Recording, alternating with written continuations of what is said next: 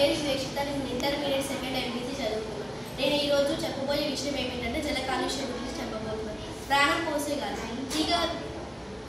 తీగ కదిలి గాలి వీసిందా లేదా గాలి వీసి తీగ కదిలిందా? అసలు గాలి అంటే ఏమిటి? మనం నివసించే భూమిపై ఎన్నో వాయువులు కలిసి ఒక పొరలా ఏర్పడింది. దానినే మనం వాయుమండలం అని చెప్తాం. దీనిని వాతావరణం అనే పేరు కూడా ఉంది. ఈ వాయుమండలం పూర్తిగా భూమిని చుట్టుకొని ఒక పొరలా ఏర్పడింది. దీనినే ఇంగ్లీష్లో మనం అట్మాస్ఫియర్ అంటాం. అట్మాస్ఫియర్ సుమారు 1600 కిలోమీటర్ల ఎత్తుతో ఉంటుంది. ఇందులో 90% వరకు గాలి ఉంటుంది. అట్మాస్ఫియర్ ఎక్కువ కలిసి ఉన్న వాయువు ఏమిటంటే నైట్రోజన్ మాత్రం.